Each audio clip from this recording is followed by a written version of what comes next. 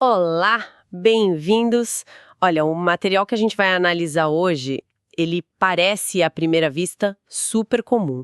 É um plano de ensino de língua portuguesa com umas notas junto, mas o detalhe que muda tudo é o público, sabe? São estudantes do primeiro semestre de teologia, lá para 2026. E a nossa missão aqui é tentar entender por que para eles, dominar a própria língua é tão fundamental. E como um plano de aula pode, sei lá, esconder uma filosofia inteira. Até vieram umas imagens de apoio, uma bem vibrante com verbo, artigo, e outra com uns livros e uma lupa, sabe? Indicando um estudo bem detalhado. Exatamente. É muito fácil olhar para isso e pensar, ok, português instrumental, todo curso tem. Mas a conexão explícita com a teologia é o que vira o jogo. Não é só sobre escrever um bom trabalho acadêmico. O que o material está sugerindo é que a linguagem é a ferramenta primária do teólogo. É como dar o melhor bisturi para um cirurgião. O melhor bisturi para um cirurgião. Gostei da analogia. A precisão gramatical aqui está ligada à profundidade da interpretação, entende?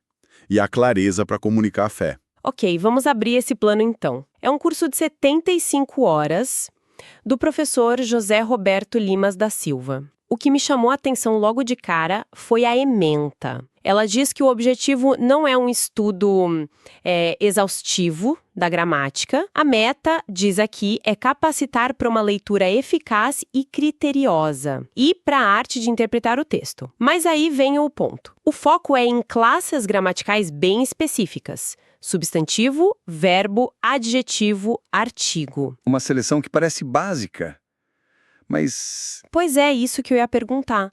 Se o objetivo é a arte de interpretar, eu talvez esperasse, sei lá, estilística, figuras de linguagem, retórica, coisas que a gente liga a textos mais complexos, como os Salmos, por exemplo. Por que essa volta ao básico? Parece quase um retrocesso. É uma ótima pergunta porque ela revela a filosofia por trás de tudo. A aposta aqui é que não dá para apreciar a arquitetura de um prédio sem antes entender como os tijolos e o cimento funcionam, sabe? O próprio documento chama essas classes de mais determinantes para o texto. Pensa na engenharia de uma frase. O substantivo nomeia, o verbo dá movimento, o adjetivo, ele pinta a realidade, as conjunções são a argamassa.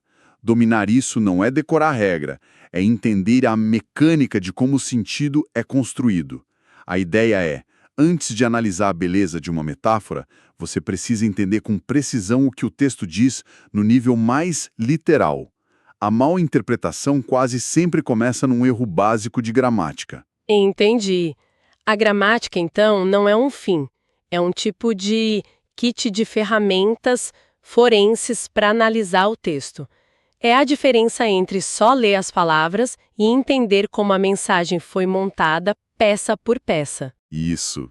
E para deixar claro que a base tem que ser sólida, é só olhar a bibliografia.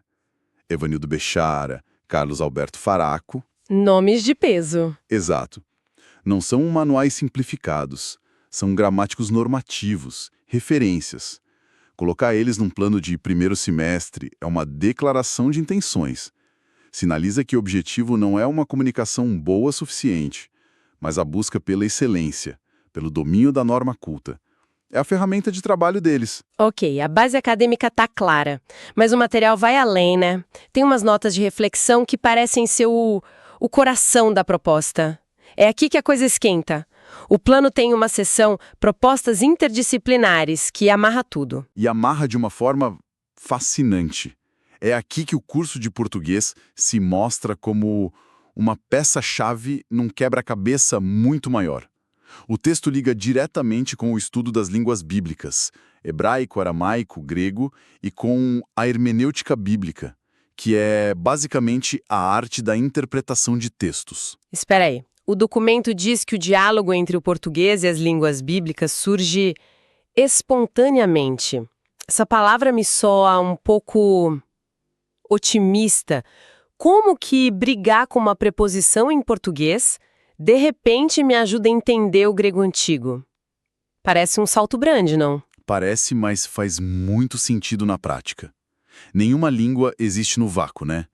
Todas tentam resolver os mesmos problemas, como descrever ações, conectar ideias, expressar tempo. Quando você estuda a fundo a sua própria língua, você desenvolve uma sensibilidade para a lógica da linguagem.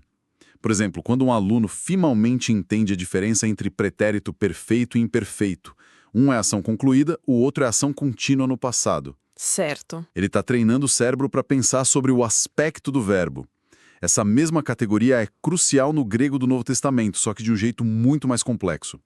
O estudo do português não dá a resposta pronta, mas ele te dá a pergunta certa.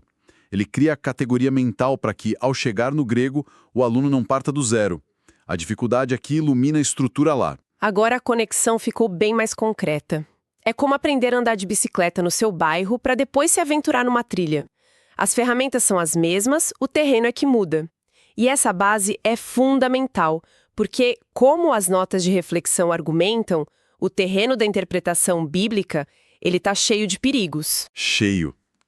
E é aqui que a argumentação sai do campo pedagógico e entra numa crítica teológica e cultural bem afiada. A reflexão parte de uma passagem de Isaías 29, que descreve um livro selado. A imagem é dupla. Primeiro, o livro é dado a alguém que sabe ler, mas a pessoa diz não posso, está selado. Depois, é dado a um analfabeto que obviamente também não pode ler. Daí o autor tira duas metáforas muito poderosas para o nosso tempo. Um livro fechado e um leitor desqualificado. Um livro fechado e um leitor desqualificado. É uma imagem forte. E o texto não a deixa no ar. Ele conecta com problemas bem concretos que ele observa no ambiente religioso.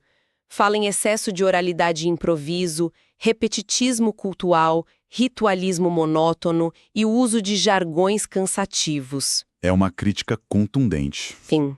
Basicamente, um cenário de muita fala e pouca reflexão madura.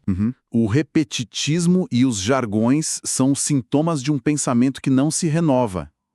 Quando não se tem um domínio profundo da linguagem, a tendência é recorrer a fórmulas prontas, a clichês, sabe? Um vocabulário restrito que se repete sem parar.